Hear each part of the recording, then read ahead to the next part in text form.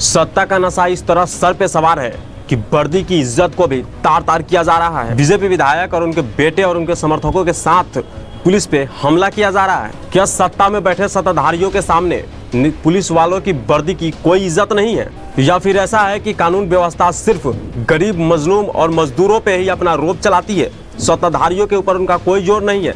यही हरकत अगर कोई आम इंसान किया होता तो कानून की ऐसी काल कोठरी में उसको बंद किया जाता है कि सूरज की रोशनी भी उस तक नहीं पहुंच पाती।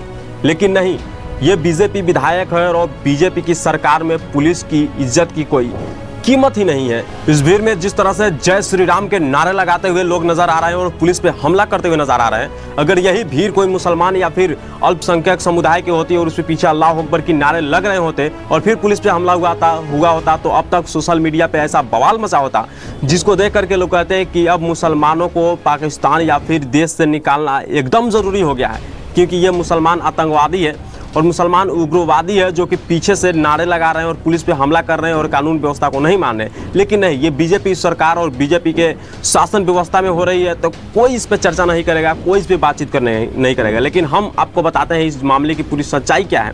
आप लोग वीडियो में लास्ट तक जरूर बने रहिएगा। दरअसल इस मामले की शुरुआत होती है 20 मार्च को, जब नंदकिशोर गुर्जर राम कलश यात्रा निकालने की कोशिश करते हैं, लेकिन पुलिस उसको रोक देती है क्योंकि उसके लिए कोई परमिशन नहीं ली गई थी।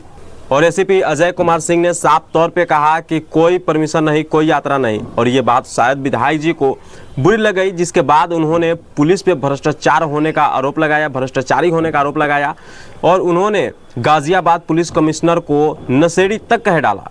फिर उसके बाद क्या था, 24 मार्च को ये वीडियो हम लोग के सामने आया जिसमें एसीपी अजय कुमार सिंह की गला दबोचने की, यानी कि उनको होथियाने की, गला में हाथ लगाने के, उनके साथ मारपीट करने की वीडियो सामने आती है, जिसमें साफ तौर पे वही विधायक नंदकिशोर गुर्जर और उनके समर्थक और उनके बेटे साफ तौर पे देखे जा रहे हैं। अब जरा सोचिए कि जो पुलिस वाले दिन रात हमारी हिफाजत करते हैं, जिस वर्दी को पहन करके वो अपनी जान को जोखिम में डालते हैं, उसी वर्दी की इज्जत को सरेआम कुचला जा रहा है, वो भी किसके हाथों? एक बीजेपी विधायक के हाथों, जो कि सत्ता में बैठकर कानून को अपने जूते के नोक पे रखना चाहते हैं।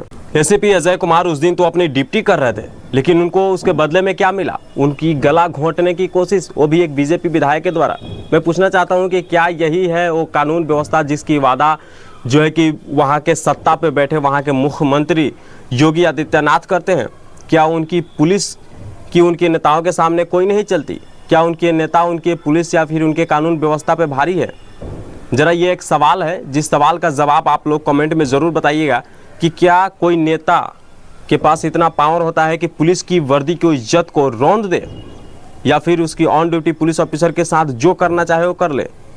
क्या कानून व्यवस्था इन नेताओं से नीची है? ये नेता जो है कि सत्ता पे बैठे हैं, जो 5 साल के लिए सत्ता पे आते हैं और अपनी हुकूमत चलाते हैं, क्या कानून व्यवस्था इनके सामने इतनी लाचार है कि अब तक कोई कार्रवाई नहीं की गई? इस घटना के बाद एक सवाल तो बनता है कि क्या बीजेपी विधायक नंदकिशोर गुर्जर पे कोई कार्रवाई की जाएगी या फिर वो भी सत्ता के छत्र छाया में बाहर निकल जाएंगे? इस घटना के बाद एक सवाल तो बनता है कि क्या बीजेपी विधायक नंदकिशोर गुर्जर पे कोई कार्रवाई की जाएगी या फिर वो भी सत्ता के छत्र छाया में बाहर निकल जाएंगे? सिर्फ इतना ही नहीं, इससे पहले भी वो सुर्खियों में रह चुके हैं और उनको मीडिया में आने का हमको लगता है कि इतना शौक है कि वो इससे पहले भी विवादित बयान देते हुए नजर आ रहे हैं और इस कार्यकाल, इस हरकतों पे नजर आते हैं। क्योंकि इससे पहले उन्होंने 2024 में भी जब राहुल गांधी और असदुद्दीन ओवैसी के ऊपर इन्होंने केस फाइल किया था, उसमें भी ये सुर्खियों में थे। उसके बाद 21 मार्च 2025 को इन्होंने यूपी सरकार को सबसे भ्रष्ट सरकार बताया था, उसमें भी ये सुर्खियां बटोर चुके हैं। उसके बाद लगातार इस तरह की गतिविधियां सामने आती रही, फिर ये गतिविधि भी सामने आई जिस पे हम लोग चर्चा कर रहे हैं। आपको क्या लगता है कि इस तरह की गतिविधियों को देखने के बाद में क्या इस पे कोई कड़ी कार्रवाई होगी या फिर सत्ता के छत्र छाया में बच निकलेंगे? इस तरह की मामला, इस तरह के वारदात पे अगर काबू नहीं किया गया तो बीजेपी विधायक या फिर कोई भी अदर पार्टी का विधायक हो, इस तरह कानून व्यवस्था को कुचलते रहेगी तो फिर देश में कानून व्यवस्था या लॉ एंड ऑर्डर की कोई इज्जत नहीं रहेगी या फिर कोई मान्यता ही नहीं रहेगा।